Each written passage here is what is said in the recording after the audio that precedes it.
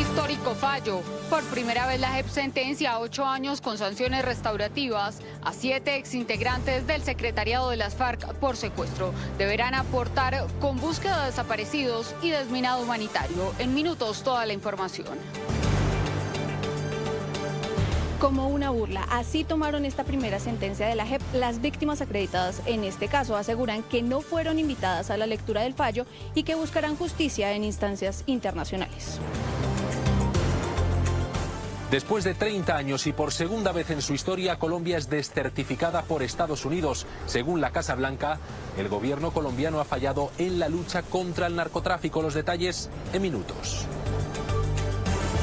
John McNamara, jefe de negocios de Estados Unidos, dice que la desertificación de Colombia responde a fallas del gobierno en la lucha contra el narcotráfico, que la cooperación y colaboración de Estados Unidos con Colombia se mantiene, pero que se deben tomar medidas más contundentes en la lucha contra las drogas. El gobierno Petro respondió a la desertificación. El mandatario dice que no le interesa la ayuda de Estados Unidos. La Cancillería calificó la decisión como un acto político. Que se haga justicia y que por favor hagan todo lo que tienen que hacer por mi hija, por la justicia de que mi hija me la mataron y me la arrebataron de una forma que ella no debía. Es la petición de la mamá de la niña de 9 años asesinada al parecer por su padrastro en Mosquera, Cundinamarca. Contó que su expareja la amenazó varias veces. Otra vez en Nariño, un grupo de personas se enfrentó a la policía para intentar evitar un operativo anticontrabando. 2 personas fueron capturadas. Protesta de conductores en Bogotá están en desacuerdo con presuntos excesos de controles de los agentes de tránsito, inseguridad y comparendos. Hay varias vías afectadas por el plan Tortuga. En minutos se reporte con nuestro patrullero Efraín Arce. La Fiscalía llama a juicio al exalcalde de Medellín, Daniel Quintero, y a otras 12 personas, 9 de ellos exfuncionarios de su administración, por presuntas irregularidades en la restitución de un predio a la ciudad de Medellín. Se habrían presentado millonarios sobrecostos en su avalúo, en detrimento del municipio. Y en deportes comenzó el torneo de clubes más emocionante del planeta. Ante Marsella, Real Madrid iniciará la búsqueda de su orejona número 16. Mañana, Paris Saint-Germain iniciará la defensa del título de Champions enfrentando al Atalanta.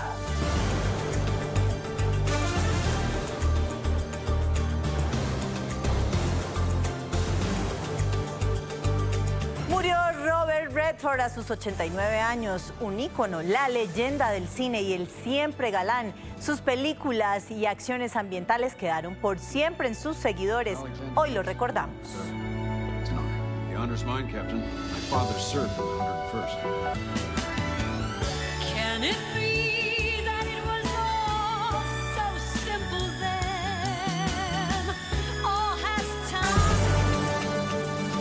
Nuestros presentadores ya están listos. Estamos en todas las regiones. Esto es Noticias RCN de las 12:30 del mediodía.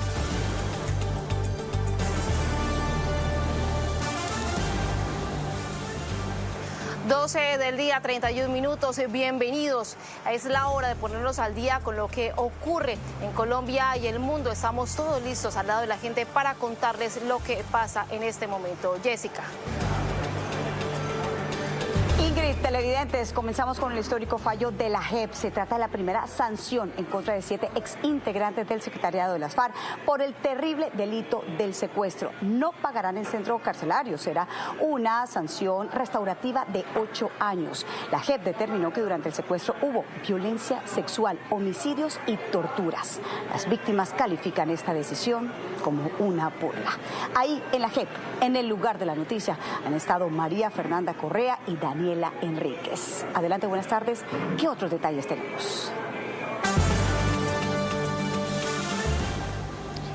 Jessica, Daniela, televidentes, buenas tardes. Mire, estamos hablando de que hoy 21.396 personas que fueron víctimas de secuestro por parte de la guerrilla de las FARC han recibido una sentencia contra el antiguo secretariado de esta guerrilla y una sentencia que llega con sanciones restaurativas, sanciones en las que se va a incluir el tema de desminado humanitario y búsqueda de desaparecidos y que adicionalmente se van a cumplir en 2 puntos de Colombia. Estamos hablando de Palmira y de Neiva y que también van a estar vigilados con un mecanismo electrónico. No se va a tratar de un brazalete y ese es uno de los puntos neurálgicos y críticos de esta decisión, Daniela. Mafe, televidentes, y es que este también, después de ser uno de los puntos más polémicos, déjeme le hablo del segundo, la participación política. La sentencia afirma que estos 7 miembros del último secretariado de las FARC podrán participar en política siempre y cuando cumplan 2 condiciones. La primera es que tienen que cumplir a cabalidad los 8 años de esta restauración y además que en plaza pública no se podrán emitir discursos revictimizantes ni tampoco evadir su responsabilidad en los delitos durante el conflicto armado interno. Estamos hablando de una sentencia de más de 600 páginas, histórica para el país. Estos son los detalles. Respetadas víctimas, esta sentencia no les devolverá todo lo que perdieron. No podrá cambiar un pasado doloroso, ni recuperar el tiempo perdido.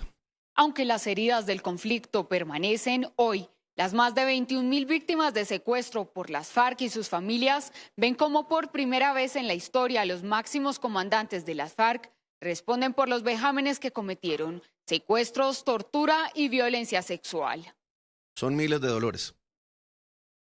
Historias que desgarran y que aparecen en cada rincón de Colombia. Donde sea que uno mire, hay una vida marcada por el conflicto. A través de un fallo de 663 páginas, la Jurisdicción Especial para la Paz, tras 7 años de investigación, ha condenado a 8 años de proyectos restaurativos a los 7 exintegrantes del secretariado de las FARC. Rodrigo Londoño, conocido como Timochenko, Pastor Álape, Jaime Alberto Parra, conocido como El Médico, Pablo Catatumbo, Milton de Jesús Toncel, conocido como Joaquín Gómez, Julián Gallo, denominado como Carlos Antonio Lozada, y Rodrigo Granda. Por ello se declaró que en el caso 01, el último secretariado de las FARC produjo un fenómeno de victimización a gran escala, un universo de víctimas acreditadas como consecuencias de las políticas de macrocriminalidad adoptada por esa organización guerrillera. La sentencia deberá cumplirse en Palmira, Valle del Cauca y Neiva. Allí serán monitoreados con un dispositivo electrónico. En concordancia con esta disposición normativa, la JEP puede valorar e incorporar proyectos o actividades adicionales siempre que éstas tengan un contenido claro, reparador y restaurador. Uno de los puntos clave pero polémico de la decisión es la participación política para algunos de los sentenciados. Sí lo podrán hacer con 2 condiciones. La primera, deberán priorizar las actividades de reparación a las víctimas y la segunda, no podrán emitir discursos negacionistas o revictimizantes. Cuando la realización de actividades derivadas de la sanción resulte objetivamente imposible conciliar con las funciones políticas específicas, prevalece el cumplimiento de la sanción propia para salvaguardar la eficacia y la centralidad de las víctimas. Una sentencia por la que las víctimas esperan se cumpla con lo prometido, especialmente porque haya una reparación digna y total, además del acceso a la verdad. Justicia o impunidad, el cumplimiento de las sanciones lo determinará. Mafe, televidentes, pues esta primera sentencia se relaciona sobre todo con el macrocaso 1, que son secuestros, pero también vincula otros delitos conexos. Estamos hablando de torturas, malos tratos y sobre todo uno muy polémico, violencia sexual. Uno que las víctimas han dicho que no se sienten todavía acreedoras de una justicia sobre este caso. Y déjeme decirle, es que son las víctimas justamente el tema central de esta, que es la primera sentencia, pero también de todas las que vienen. Aseguran que esta es solamente una burla. burla, que le están lavando la cara al exsecretariado de las FARC, que no los invitaron a la lectura del sentido del fallo y que buscarán esa justicia en organismos internacionales. Mire, Daniela, hay que decirlo también y a nuestros televidentes, hay una frase que tenemos que destacar y la ha pronunciado el presidente de la JEP aquí en medio de la lectura de la decisión. Y es que esto no se trata solo de un trámite, sino que es una decisión, que son sanciones restaurativas que van a estar vigiladas a nivel internacional, pues las víctimas han pedido que sea así y que tengan derecho a la verdad absoluta.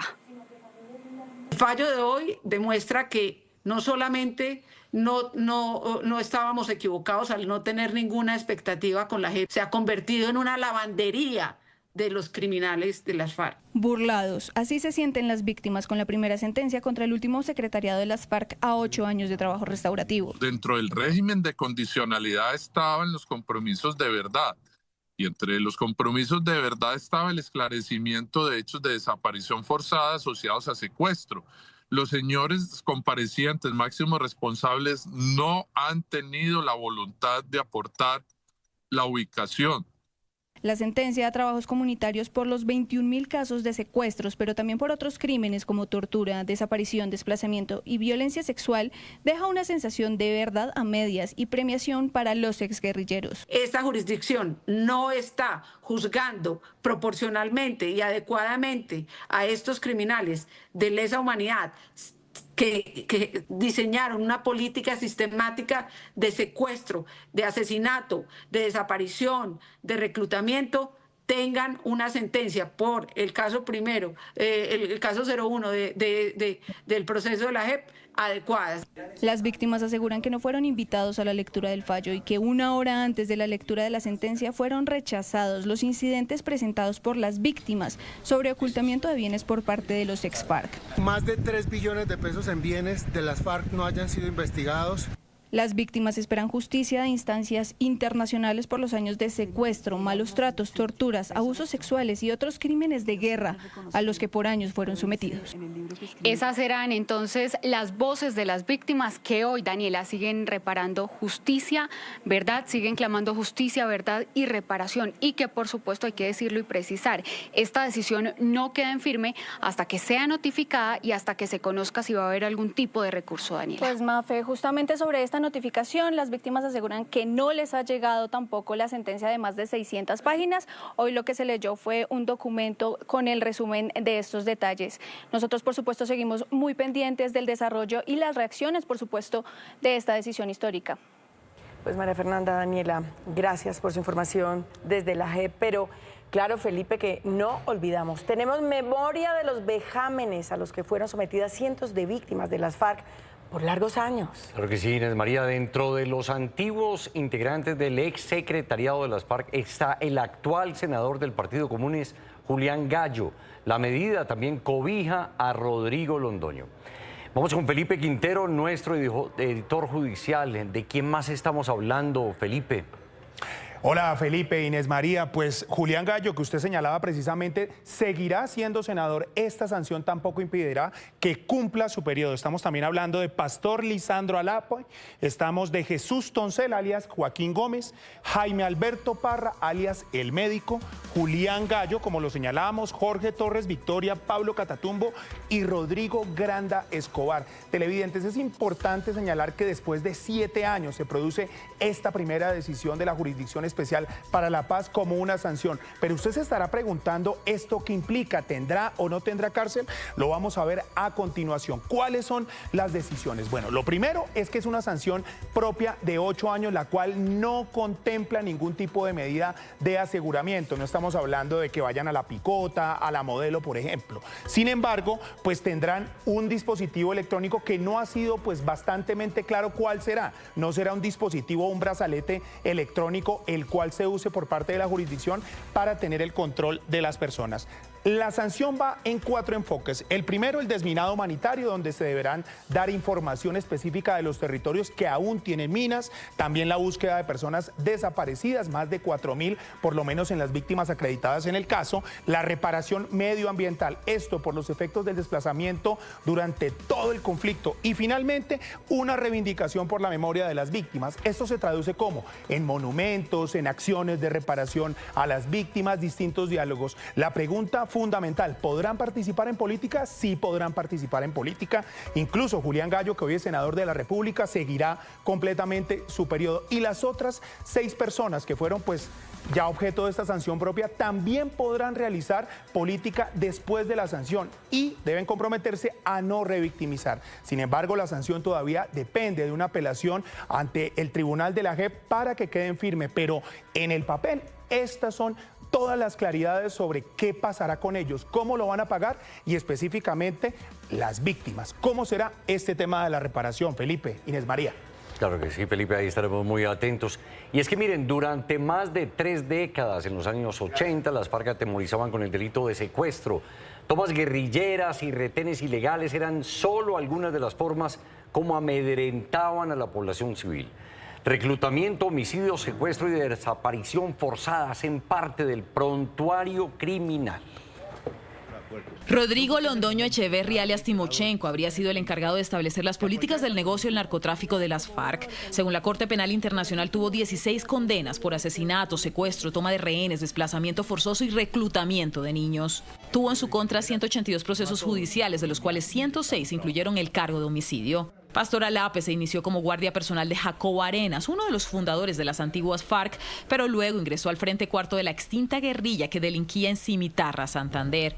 Fue integrante del Bloque Oriental, la más grande estructura de esa guerrilla al mando del Mono Jojoy, responsable de varias tomas a poblaciones, entre ellas las de Miraflores y Mitú. Pablo Catatumbo Torres Victoria ingresó a las FARC en el 72, fue integrante del secretariado en 2011 y asumió la dirección del Comando Conjunto Central que delinquió en Tolima, Quindío y norte del Huila y del bloque occidental en Cauca, Valle del Cauca, Nariño y sur del Chocó. Entre otros jefes de las extintas FARC que durante más de 3 décadas atemorizaron con el delito de secuestro, tomas guerrilleras, retenes ilegales, reclutamiento, homicidio, secuestro y desaparición forzada. Y cambiamos de tema. La otra noticia del día tiene que ver con la desertificación de Estados Unidos a Colombia en la lucha contra las drogas.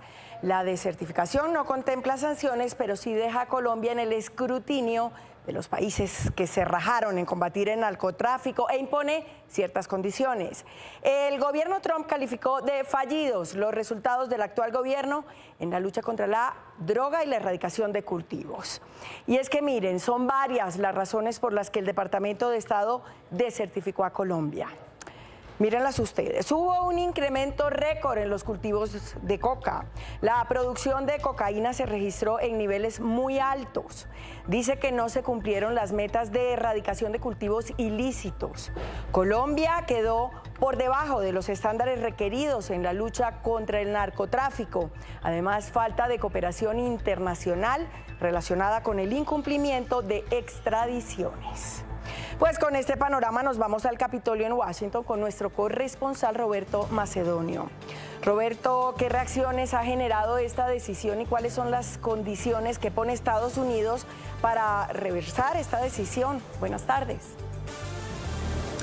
Sí, ¿qué tal? Y esa descertificación implica que Estados Unidos sitúa a Colombia en el mismo nivel que otros países como Venezuela, Birmania o Afganistán. Hay que matizar que la ayuda no se retira de inmediato y es más, se mantiene, pero ojo, estará sujeta a una serie de condiciones. Es decir, para que Bogotá siga recibiendo la ayuda de Washington en materia de lucha contra el narcotráfico, tendrá que cumplir unos requisitos impuestos por la Casa Blanca. Eso sí, si el gobierno de Colombia no avanza en ese sentido, habrá sanciones severas.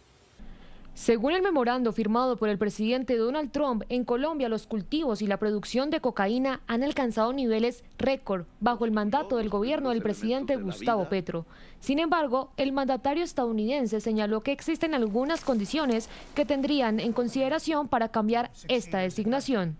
Primero, demuestra avances medibles en la reducción del cultivo de coca y la producción de cocaína. Segundo, si fortalece su extradición de narcotraficantes a Estados Unidos. Tercero, si amplía las operaciones de interdicción para desarticular rutas del narcotráfico. Cuarto, si aumenta los esfuerzos para desmantelar organizaciones criminales transnacionales que operen en su territorio.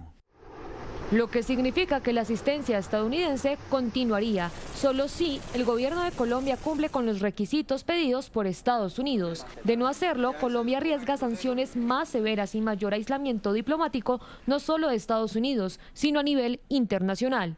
Además, el mandatario arremetió contra el presidente Petro, afirmando que sus intentos fallidos de llegar a acuerdos con los grupos narcoterroristas solo han agravado la crisis.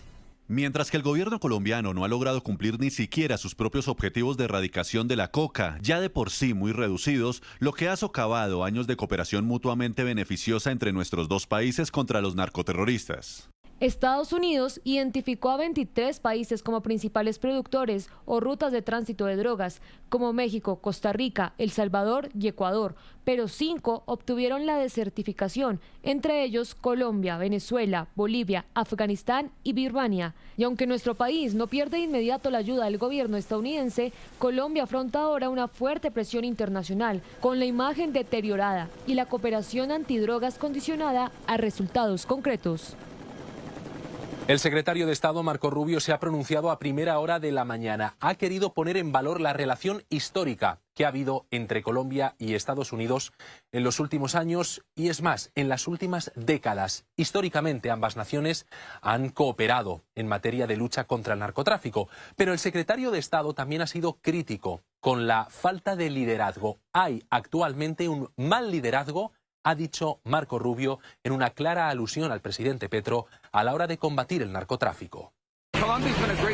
Colombia ha sido un gran socio históricamente. Desafortunadamente ahora tienen un presidente que, además de ser errático, no ha sido un buen socio en la lucha contra los carteles. Y aquí en el Congreso de Estados Unidos, donde nos encontramos, también ha habido reacciones. Representantes republicanos como Mario Díaz Balart o María Elvira Salazar señalan directamente a Gustavo Petro como responsable último de esta desertificación. Otros congresistas, como el demócrata Chuy García, cree que la desertificación no es justa porque, según él, Colombia ha combatido al narcotráfico en los últimos años. Petro debe mostrar resultados reales, sin excusas. Estados Unidos seguirá firme colaborando con las autoridades y fuerzas de seguridad en Colombia para enfrentar y derrotar a los carteles sin descanso y sin concesiones. Como he reiterado en varias ocasiones, el presidente Petro es quien está causando mucho daño a la relación entre Estados Unidos y Colombia. La decisión sobre si quiere mantener esa relación tan especial depende exclusivamente del señor Petro. Es una lucha compleja por toda la historia de Colombia y la violencia que ha padecido el país. Solo los colombianos entienden la complejidad. Lo he visto esta mañana y es importante entender que Estados Unidos trabajó durante años con Colombia. Parte de ese éxito en la lucha contra las drogas se debe a los recursos que Estados Unidos envió para ello. Mi equipo tiene que comprobar por qué Estados Unidos desertificó a Colombia. Afortunadamente, la ayuda seguirá llegando gracias al waiver. Por cierto, que la Embajada de Colombia aquí en Estados Unidos ha lamentado esta desertificación. La información desde el Capitolio con Marco Grande y Roberto Macedonio para Noticias RCN. Feliz día. Roberto, muchas gracias. Bueno, poco después de conocerse la desertificación condicionada, el presidente Gustavo Petro reaccionó en el Consejo de Ministros, cuestionó la decisión y criticó los recursos que gira el gobierno de Estados Unidos en la lucha contra el narcotráfico. La Cancillería la calificó como un acto político. A mí no me preocupa la ayuda de los Estados Unidos. Eso dijo el presidente Gustavo Petro momentos después de conocer la desertificación condicionada por Estados Unidos. Vamos a medir el efecto. Pero sale así, literalmente, sin sanciones. A pesar de que la ayuda continuará por parte del gobierno Trump, el mandatario cuestionó los recursos que llegan a la lucha antidrogas. No es que sea un berraco error 450 millones de dólares cuando es $1 billón que se pierde en una subida de la tasa de interés de la deuda externa. O sea, en un segundo se pierde eso. Se acaba la dependencia del ejército de Colombia y sus fuerzas militares del armamento de los Estados Unidos. No más limosnas ni regalos. Ya desertificaron, ya esa es la decisión. Desde Washington, la Embajada de Colombia ante el gobierno Trump también rechazó la decisión y las críticas al presidente Petro. Colombia rechaza las soluciones dirigidas al liderazgo político del presidente Gustavo Petro, aquellas que sugieren permisividad o concesión al narcotráfico en Colombia. Mientras que la Cancillería colombiana calificó la decisión como un acto político. Rechaza la decisión de la administración en Washington, la cual, siguiendo lineamientos meramente políticos, desconoce la realidad en el territorio y los logros. Durante el Consejo de Ministros, además, el presidente Petro aseguró que a quien se debe de certificar es a los Estados Unidos por no luchar contra el consumo de sustancias psicoactivas y culpabilizó al gobierno Duque por el aumento de cultivos y por no implementar, según él, el acuerdo de paz. Mientras tanto, el encargado de negocios de Estados Unidos en Colombia, John McNamara, reiteró que esta decisión obedece a las políticas fallidas del gobierno colombiano en la lucha contra las drogas. Fue claro en afirmar que Colombia debe tomar acciones urgentes para corregir la hoja de ruta para reducir los cultivos ilícitos. Según el encargado de negocios de Estados Unidos en Colombia, John McNamara, a pesar de los contundentes llamados a Colombia para tomar medidas contra la lucha antidrogas, los resultados fueron pocos. Han habido pocos resultados tangibles contra el crecimiento de los cultivos ilícitos y la producción del veneno. Entonces, esa decisión no debería resultar sorpresiva para nuestros colegas del gobierno de Colombia. A pesar de esto, reiteró que la ayuda y recursos a Colombia no se modificarán. Que todo el flujo de apoyo, asistencia, colaboración va a continuar como era ayer, va a ser hoy, mañana y hacia el futuro. McNamara dio la hoja de ruta que ahora debe implementar el gobierno colombiano. 1. Reducir de manera rápida cultivos ilícitos de coca. 2. Sería importante reducir la producción de cocaína y incrementar aún más las incautaciones de este veneno. Y 3, y último punto, eliminar las suspensiones de extradiciones de narcoterroristas. Desde la embajada también aseguran que esta decisión de una desertificación condicionada no implica cambios de atención en la embajada y los consulados y reiteraron la necesidad de fortalecer las relaciones bilaterales entre Colombia y Estados Unidos. Pues hablamos con el ministro de Defensa, general en retiro, Pedro Sánchez. Aseguró que no habrá afectación en los recursos que gira Estados Unidos y que son destinados a la fuerza pública. También dijo que, pues en ese sentido, el gobierno va a insistir en la sustitución de cultivos ilícitos. No hay afectación en términos de ayuda para nuestra fuerza pública, seguimos con las mismas capacidades. Afirma el ministro de Defensa sobre la decisión del gobierno Trump frente a la desertificación de Colombia en la lucha contra las drogas. Insiste que en lo que queda de este gobierno se enfocará principalmente en la sustitución de cultivos ilícitos. Le estamos apostando fuertemente es a la sustitución, porque lo contrario, uno cuando mira el mapa de cómo se han comportado los cultivos ilegales, estaban aquí y luego se fueron a una zona protegida por el medio ambiente, etcétera, y van talando, van deforestando, van expandiendo ese cáncer por otro lado. Asegura que antes del 31 de diciembre de este año deberán superar la erradicación de 30.000 hectáreas de hoja de coca. La proyección que tenemos es a 31 de diciembre haber ya quitado, ya sea por erradicación forzada o por erradicación voluntaria, pero todo enmarcado dentro de una estrategia que es la sustitución de las economías, no de un cultivo, sino de una economía ilegal. En la actualidad, Colombia tiene el registro más alto de cultivos ilícitos, más de 253.000 hectáreas, medición hecha en 2023, por lo que expertos aseguran que el país podría tener más de 300.000 hectáreas de hoja de coca. Consultamos diferentes voces en materia de cooperación binacional y de lucha contra las drogas. Manifiestan que el tema de la desertificación ya se esperaba debido a los malos resultados del gobierno en materia de erradicación. Yo creo que esta no es una desertificación a Colombia, esta es una desertificación al gobierno de Petro por su muy mala gestión y en particular a él por el comportamiento que ha tenido frente a esto. El reto es evitar que los criminales, que los narcos se fortalezcan y en esa tarea estamos todos los colombianos de bien y también Estados Unidos. Pierde Colombia, pierde Estados Unidos, pierde la región, pierde el mundo, sí. El narcotráfico ya no conoce fronteras. Nadie debería estar sorprendido por esa decisión. Lo que habría que ver, y yo tengo bastante fe y esperanza, que se va a pesar de ese mensaje que está dando la administración Trump, pero espero y confío que no está acompañado con un autogol. Un autogol sería digamos, unas medidas drásticas de corte de ayuda, cooperación con Colombia. Bueno, ¿y cómo reciben en el legislativo la desertificación? Esto dicen congresistas de distintos partidos. El gobierno de Petro se defiende diciendo que hay mayor interdicción aérea y marítima, lo cual es cierto, pero también hay mayor producción de cocaína. Y hay una deficiente aplicación del Plan Nacional de Sustitución de Cultivos. Es decir, creo yo que el gobierno tiene que revisar esa oficina de sustitución de cultivos porque no está funcionando. Acierta a Estados Unidos al haber hecho la diferenciación entre el esfuerzo de autoridades locales, gremios, empresas, que hubieran tenido una gran afectación por culpa de la negligencia del gobierno Petro. Retrocedimos más de 3 décadas en la lucha contra el narcotráfico, en la confianza de nuestros aliados internacionales y en la estabilidad de nuestras relaciones comerciales. El mensaje para el gobierno Petro es levantar de manera inmediata la suspensión y fumigar con glifosato. Ese embeleco de la paz total, con los ceses al fuego que han permitido el incremento de los cultivos de coca, es la que nos ha llevado después de 28 años a esta vergüenza. Quedar al lado de Bolivia, al lado de Venezuela, al lado de Afganistán de los talibanes. Por eso corresponde el debate de control político y posteriormente la moción de censura. ¿La desertificación afecta las relaciones comerciales entre Estados Unidos y Colombia? Pues diferentes gremios señalan que la decisión es un mensaje que califica y cuestiona la política antidrogas del presidente Petro.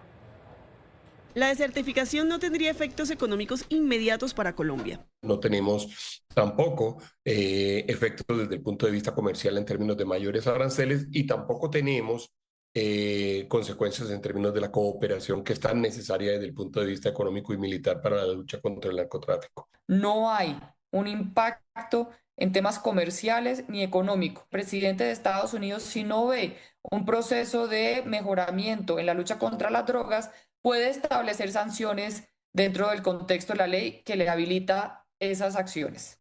Advierten que es clave evitar más riesgos en la relación con Estados Unidos. Colombia no puede apoyar a Nicolás Maduro por ninguna razón, entre otras razones, porque Nicolás Maduro se robó las elecciones en Venezuela y como que se nos va olvidando poco a poco que eso sucede. El reto es cómo lograr que se tengan unas acciones pragmáticas, cabeza fría, con rigor, técnicas y a través de los canales diplomáticos para avanzar en el proceso de cumplir con unos criterios de la lucha contra el narcotráfico. Los gremios hicieron un llamado al gobierno para mostrar resultados en la lucha contra las drogas y a restablecer la confianza en la relación bilateral.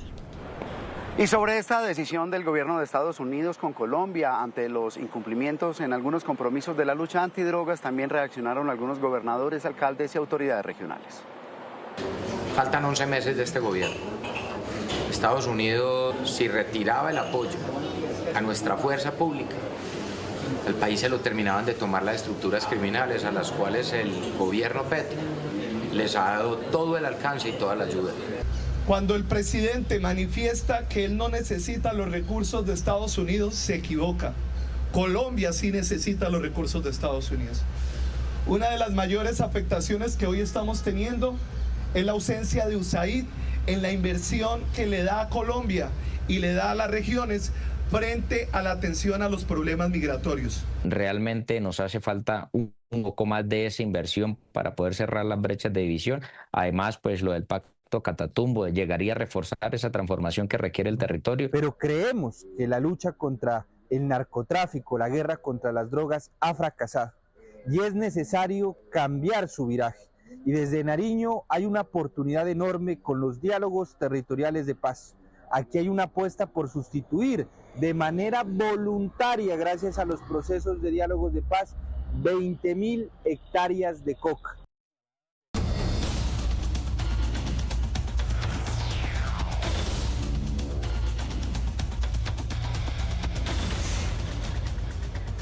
Y sobre esta importante decisión en Noticias RCN buscamos todas las voces. ¿Qué dicen los que suenan? Paloma Valencia. La realidad es que Colombia está nadando en cocaína. Estamos produciendo el 70% de la cocaína del mundo en cifras históricas y todos los indicadores de eficacia del gobierno son pésimos. Mauricio Cárdenas. Tendremos a partir del 7 de agosto del próximo año que empezar a restablecer una relación con los Estados Unidos basada en una lucha efectiva contra el narcotráfico en nuestro país. Pero no solo por recuperar otra vez la certificación, sino porque Colombia necesita reducir los cultivos ilícitos. Roy Barreras. La desertificación, un error y una injusticia. El problema del narcotráfico es de corresponsabilidad común y compartida. Le hacen daño a Colombia entera, pero también afecta a los Estados Unidos. Juan Daniel Oviedo. Necesitamos acciones que nos permitan sumar esfuerzos de todo el país bajo el liderazgo del presidente Gustavo Petro para garantizar en primer lugar la recuperación del control territorial. Abelardo de la Espriella. No se ha hecho nada para fumigar las más de 330.000 hectáreas de coca, porque no hay políticas públicas claras para combatir ese fenómeno. Claudia López. Con inversión pública, con inversión privada y en asocio con las comunidades, vamos a retomar el control legal y legítimo de los territorios, hacer las carreteras, las oportunidades legales de trabajo. Mauricio Liscano. Es un llamado de atención grave porque pone a Colombia en la picota mundial de qué estamos haciendo en la lucha antidrogas. María José Pizarro. Es una medida que es política, porque lo que se busca es castigar a un gobierno con el cual no tienes una amistad o que no se alinea con tus intereses. Este es otro de los grandes problemas que tiene esta medida.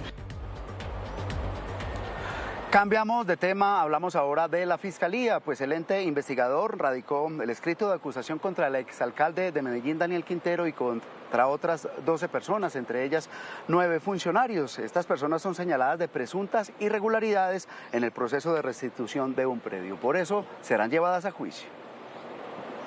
La Fiscalía radicó el escrito de acusación y llamó a juicio al exalcalde de Medellín, Daniel Quintero, 9 exintegrantes de su gabinete y 3 particulares, por la presunta participación en la modificación irregular del plan de ordenamiento territorial para restituir un lote Aguas Vivas en el sector del Poblado mediante un proceso administrativo que, según las pruebas del ente acusador, no se ajustó a los procedimientos establecidos y fue ilegal. Los exfuncionarios habrían intentado favorecer económicamente a los particulares cambiando la cesión gratuita del bien a una compraventa y así poder pagarles más de 40.500 millones de pesos que correspondían al valor del lote. En la acusación también se advierte de una presunta participación directa del exalcalde Daniel Quintero en el ilícito que permitió subir el valor del predio en detrimento del municipio de Medellín. Ante el fracaso de ese trámite, el exalcalde y el exsecretario general de la alcaldía de Medellín, Fabio Andrés García Trujillo, al parecer expidieron de manera irregular actos administrativos para aumentar el avalúo del terreno, entregárselo a los particulares y permitirles el desarrollo de actividades urbanísticas prohibidas en el plan de ordenamiento territorial. Los exfuncionarios vinculados responderán a los delitos de peculado por apropiación, prevaricato por acción e interés indebido en la celebración de contratos. El alcalde de Medellín, Federico Gutiérrez, se pronunció tras la decisión. El robo que le hicieron esos hermanitos Quintero aquí en Medellín. Esa es la realidad. Y hay muchos más procesos abiertos. Hay 43 personas ya imputadas por la Fiscalía, incluyendo el jefe de la banda, el que pavonea hoy por el país. No, por Dios, es que esas personas lo que tienen que estar es en la cárcel y tienen que responder también con su patrimonio por lo que se robaron. La Fiscalía está a la espera de la fecha del juzgado para verbalizar la acusación contra el exalcalde Daniel Quintero y 9 de sus exfuncionarios más cercanos en la alcaldía de Medellín. Y sigue doliendo el aberrante crimen de la niña de 9 años en Mosquera, Cundinamarca. Hablamos con su mamá. Dice que constantemente era amenazada por su expareja. A pesar del dolor, le pide a las autoridades que castiguen al agresor. Era muy alegre, le gustaba mucho el baile. Así recuerda Paola a su hija de 9 años por la que toda Mosquera ha llorado desde el domingo, cuando fue cruelmente asesinada en esta vivienda, presuntamente por su padrastro. Todo esperaba menos que pasara esto y menos que lo hiciera delante de la niña él.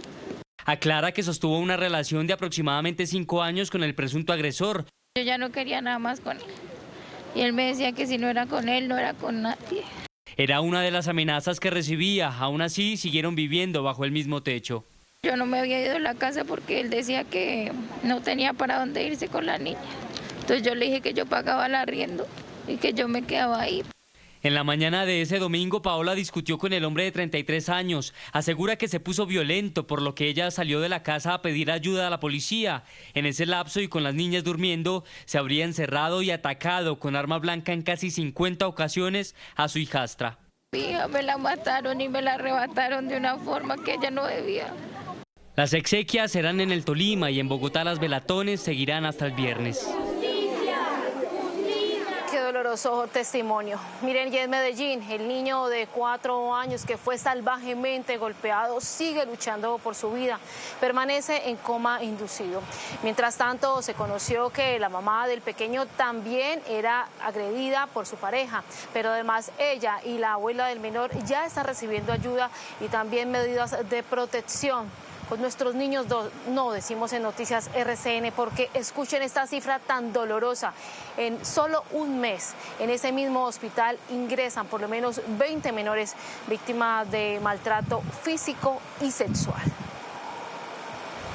La brutal golpiza ocurrió el sábado a las 7 de la mañana en una vivienda del barrio Castilla porque el niño no se quiso dormir. Yo solo arrebaté y abrí la llavecita de la cocina y le metí la cabecita al bebé a ver si me reaccionaba. El niño nada que me reaccionaba, yo le daba respiración boca a boca. El menor está en coma inducido en una UCI del Hospital General de Medellín. Tiene trauma cráneoencefálico y su pronóstico es crítico. Ya estaba empezando a respirar por sí solito, pero si él vivía, la probabilidad de que quedara en vida vegetal era muy grande. El agresor, identificado como alias Lámpara, ya fue capturado y enviado a la cárcel. Tenía 7 antecedentes por violencia intrafamiliar y hacía parte de la banda criminal Los Mondongueros. Ha sido condenado por homicidio simple, concierto para delinquir, constreñimiento ilegal, desplazamiento forzado y extorsión. Siempre alguien tiene que ver algo, siempre un vecino escucha algo, siempre un familiar ve algo. Denunciar a tiempo un caso de maltrato puede salvarle la vida a un niño. El niño y su mamá ya venían siendo víctimas de maltrato. Uy, cuánto dolor. Avanzamos con más noticias. Atención, porque en Bogotá se registran manifestaciones en varios puntos. Miren ustedes, motociclistas, camioneros, conductores de vehículos particulares iniciaron protesta en la autopista sur con Villavicencio. También en el sector de Álamos, cerca de Los Patios, exactamente en la calle 63 con carrera 93.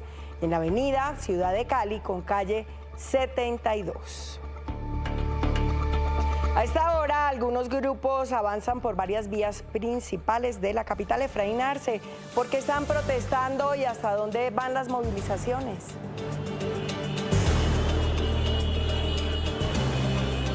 Inés María, ¿qué tal? Muy buenas tardes. Pues le cuento, a esta hora vamos aquí siguiendo la caravana de los motociclistas que protestan. Pero ojo, esto es tan solo uno de los gremios, porque también están los gremios del transporte escolar, están los gremios de transporte público, algunos gremios de plataforma. La gran mayoría de ellos protestan por varios motivos. Uno de ellos son los enormes represamientos, los trancones que se viven en Bogotá debido a las obras.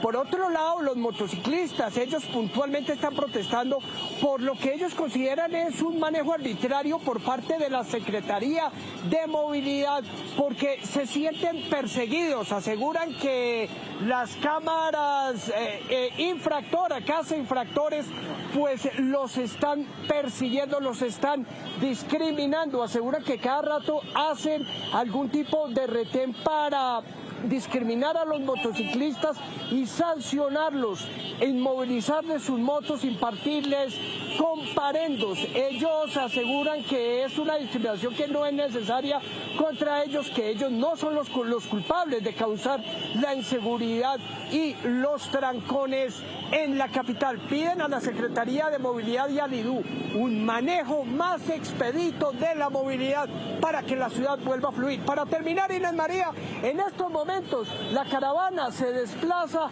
hacia la Plaza de Bolívar, en pleno centro de Bogotá. Información en vivo y en directo. Soy Efraín Arce Jr., el patrullero RCN, acompañando esta caravana.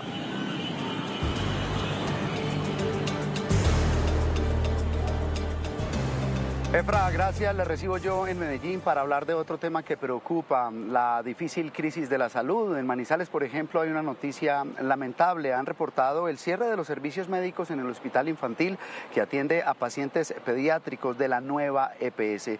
¿De cuánto es la deuda con este centro asistencial, Edwin? Buenas tardes. Hola Juan, televidentes, muy buenas tardes. Miren, y este cierre de servicios a los usuarios de la nueva EPS refleja el pésimo estado de la salud en el que se encuentra, no solamente aquí en el departamento de Caldas, sino en otras regiones del país. La cifra, la deuda que tiene la intervenida nueva EPS en este centro asistencial llega a los 18.000 millones de pesos. Los más afectados, los pequeños, las niñas, los niños y los adolescentes, que son atendidos acá no solamente provenientes de todo el departamento de Caldas, sino de otros municipios y departamentos cercanos como Tolima, también Quindío, Cundinamarca y hasta el propio Chocó. Es una grave crisis la que se está presentando aquí en el Hospital Infantil de Manizales. Es una situación que ya se hace insostenible, que nos vuelve incapaces para poder cumplir con nuestras obligaciones y nuestros compromisos. Llevamos ya más de un mes solicitando que no sea atendida los requerimientos que hacemos a la nueva EPS. Y traemos problemas históricos. Los niños en este momento están desamparados, puesto de que Medintegral únicamente tiene consulta especializada en pediatría, hospitalización pediátrica, UCI pediátrica y UCI neonatal. No tiene contratada prioritaria. Y nos han confirmado las directivas del Hospital Infantil de la Cruz Roja que el último giro que realizó el pasado mes la nueva EPS es de la pírrica suma de 168.000 pesos, de los 18.000 que tiene actualmente la deuda esta EPS aquí en este Hospital Infantil de Manizales. Información desde la capital de Caldas. Ingrid, usted con más noticias. Edwin, gracias, y cambiamos de tema porque se agudiza el bloqueo en la troncal de Magdalena Medio. Ya son 31 horas las que completan allí, en ese punto.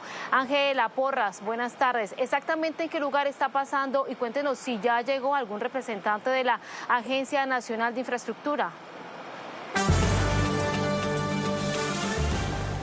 Ingrid, televidentes, muy buenas tardes. Usted lo ha mencionado, son 31 horas de bloqueo en el punto conocido como kilómetro 2,5 en el municipio de Puerto Boyacá. Esto es justo en pleno corazón del Magdalena Medio. Esta vía es bastante importante porque es el tránsito de vehículos de carga y de vehículos de pasajeros desde Bogotá hacia ciudades como Bucaramanga, Cartagena, Santa Marta. Por eso es tan importante este cierre que hace la comunidad exigiendo que la ANI cumpla con los acuerdos que habían pactado anteriormente y se haga un trazado de la vía por este sector. De no ser así, la comunidad que tradicionalmente ha vivido del sector hotelero, de restaurantes y montallantas, prácticamente se quedaría sin un sustento, pues porque ellos viven de la carretera. La verdad, nosotros estamos en pie de lucha, no vamos a bajar la guardia. Si el gobierno nacional no viene y nos da solución, no vamos a levantar el paro. A partir de hoy vamos a entrar en paro indefinido. Mucho dolor para nosotros porque es mucha la gente que sufre. Se le ha pedido a las empresas transportadoras de buses que no envíen sobre este corredor más buses, que busquen vías alternas. Jessica, televidentes, nosotros estaremos muy pendientes de lo que suceda aquí en la troncal del Magdalena Medio. Por el momento es la información desde Boyacá. Ángela Porras, Noticias RCN. Ángela, muchas gracias. Así es, seguiremos muy atentos. 1:15 p.m. Este es el noticiero de las regiones. Y en las regiones, escúchenlo bien, nadie la tiene más clara que nuestros corresponsales de televisión y radio. Por eso empezamos un recorrido con los de Radio Montería. Está Jairo Pérez. Jairo, adelante, buenas tardes.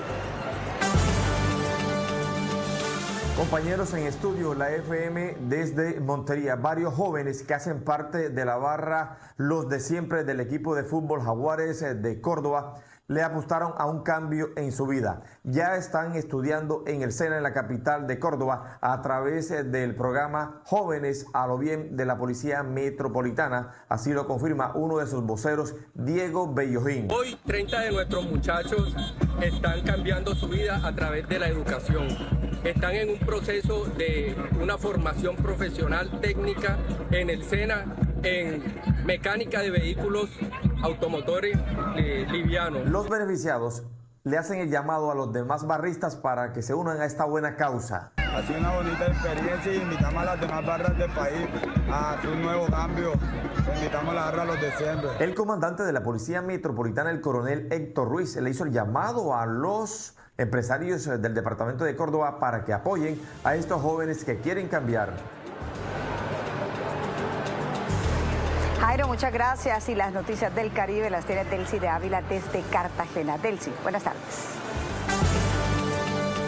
Muy buenas tardes. A esta hora, qué gusto saludarlos desde la cabina de la FM en Cartagena. Y hablemos sobre el distrito de Monpós, porque si usted ha visitado este territorio que también es llamado la Tierra de Dios, seguramente se ha traído un sombrero, una mochila o alguna prenda hecha por los artesanos. La buena noticia para esta comunidad es que han inaugurado a través de Artesanías Colombia una nueva tienda donde podrán promocionar esas artesanías hechas por los ciudadanos. Y es que este territorio, rico en cultura y también patrimonio, así como identidad, podrá tener este espacio no solamente de esparcimiento, sino también de conocimiento para los propios y visitantes. Esto han indicado algunos artesanos que es una muy buena noticia para poder comercializar sus productos, especialmente para los cientos de turistas que llegan diariamente a poder conocer un poco más de la Tierra de Dios. Sí, qué buena noticia. Y en Pereira, Carol Álvarez nos tiene la información desde el eje cafetero. Carol. Los saludo desde la ciudad de Pereira para contarles que en el departamento de Risaralda hay una fábrica productora de guacamole que está utilizando música positiva en el proceso de maduración de los aguacates con el objetivo de que sean productos de mejor vibra, por lo cual se han autodenominado como la fábrica de la felicidad. Juan Fernando Hoyos, uno de los cofundadores de Juancamole, se refirió a esta peculiar práctica. Un propósito superior que es crear experiencias de sabor que transformen e inspiren. Entonces, para que tengamos todos en el mundo una mejor vida, queremos aportar a eso. Y la música es una de esas formas, porque, por ejemplo, nosotros nos llamamos la fábrica de la felicidad. Y cuando le contamos a la gente que le ponemos música a los aguacates, la gente se ríe y tiene un momento de diversión. Esta fábrica de producción de guacamole se encuentra ubicada actualmente en el municipio de Dos Quebradas, en el departamento de Risaralda. Está exportando productos a más de 12 países alrededor del mundo y está generando más de 250 empleos de manera directa. Gracias a Carol y a todos nuestros corresponsales de radio y televisión por su información. 1:19 p.m. A esta hora los invitamos a participar de nuestra pregunta del día en nuestra web a través del código que verán en pantalla. ¿Quién se equivocó en el caso de MinIgualdad? ¿El gobierno al nombrar a Juan Carlos Floriano, el Tribunal Administrativo al suspenderlo? ¿El gobierno, el tribunal o Florian debe continuar? Esperamos sus respuestas.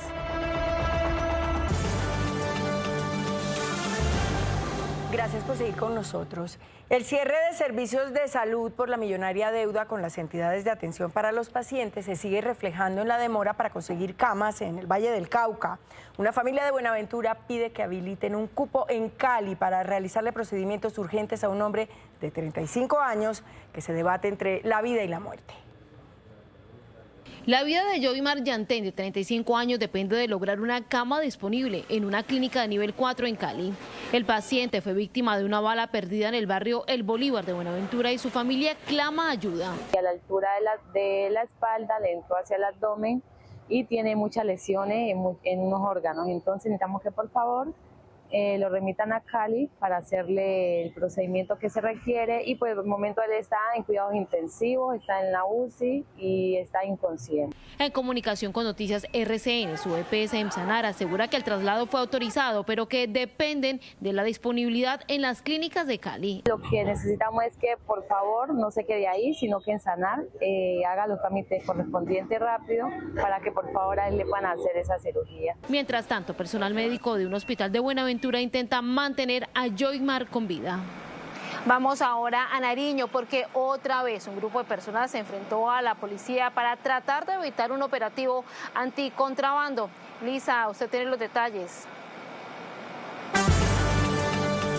Buenas tardes para usted y para todos los televidentes. Mire, este es el segundo hecho que se registra en menos de una semana aquí en el departamento de Nariño. La policía realizaba un operativo en los municipios de Ipiales y Carlosama, esto cerca de las 6 de la mañana, cuando fueron rodeados por la población. En videos quedó en evidencia la quema de llantas en la vía para impedir la salida de estos uniformados. Este operativo dejó 2 capturados.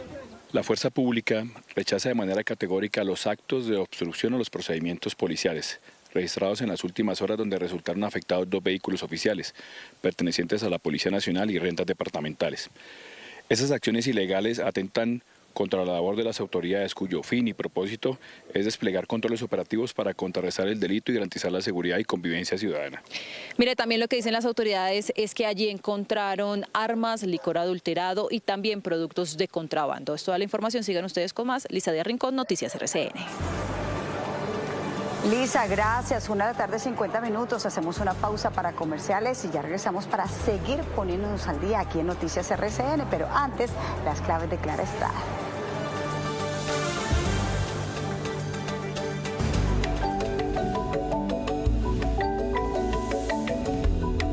La tercera clave, el amor propio. Hola, aquí están las claves para vivir en equilibrio. Y las 3 de hoy nos van a enseñar cómo nutrir relaciones que realmente suman en la vida. Las relaciones son un reflejo de cómo nos cuidamos a nosotros mismos. Cuando las establecemos con conciencia, se convierten en fuente de apoyo, crecimiento y bienestar. Elegir vínculos que nos sumen es esencial para vivir en armonía, lo que nos impulsa a ser nuestra mejor versión. No se trata de tener muchas personas alrededor, sino de cultivar las que nos alimenten y nos dejan florecer. Para esto, nuestra primera clave de hoy nos invita a rodearnos de personas que nos inspiren y nos respeten. Observemos cómo nos sentimos después de compartir con alguien. Eso dice mucho de ese vínculo. La segunda clave nos dice que aportemos a las relaciones con calidad, no solo con cantidad. Y para eso escuchemos y apoyemos y compartamos tiempo de manera genuina. Y la tercera clave nos dice que aprendamos a soltar lo que nos resta, alejémonos de las relaciones que drenan nuestra energía. La calidad de nuestras relaciones define en gran medida la calidad de nuestra vida. Que tengan un excelente día y recuerden nuestra cita el próximo jueves, aquí en Noticias RCN.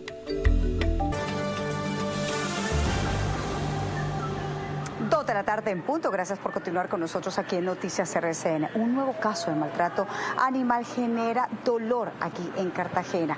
La víctima ahora es Hulk, un pastor alemán de 5 años quien habría sido golpeado varias veces por su propietaria. El caso fue denunciado en redes sociales e inmediatamente las autoridades acudieron a rescatarlo. Ivonne, buenas tardes. ¿En qué estado está Hulk en este momento?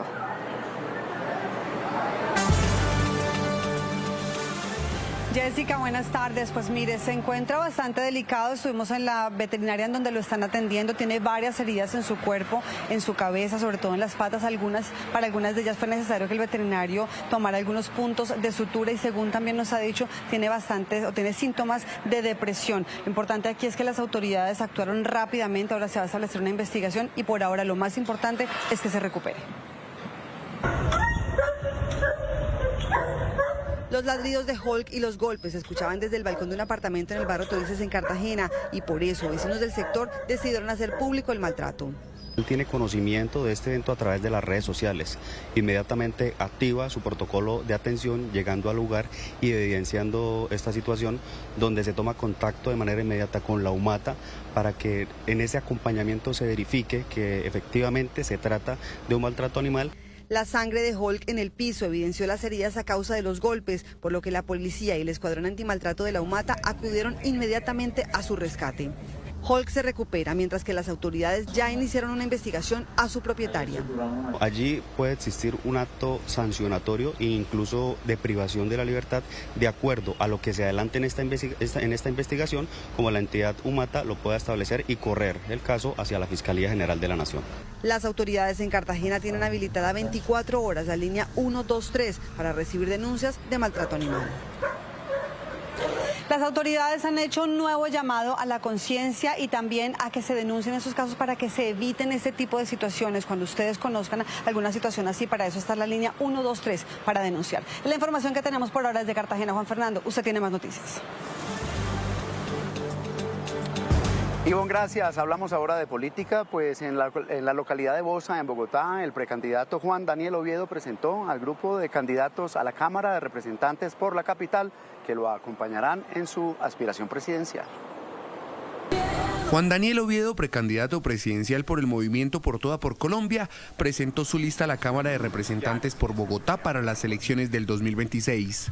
Nos hemos arriesgado positivamente a la construcción de una lista joven, una lista auténtica, pero sobre todo que refleje cómo las capacidades personales y profesionales de jóvenes en Bogotá se pueden poner al servicio de los demás. La lista la encabeza Paula Moreno, administradora de empresas y con experiencia en el sector público. Desde que salí del colegio, incluso en el colegio me he dedicado a trabajar y a servir.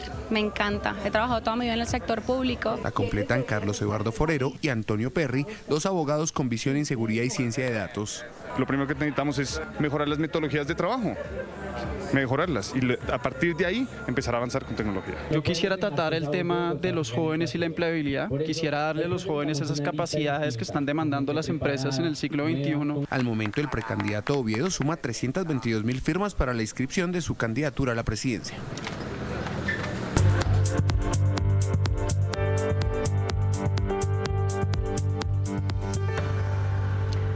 Y volvemos con noticias internacionales. Donald Trump confirmó que una tercera narcolancha fue destruida en el Caribe, en el sur exactamente.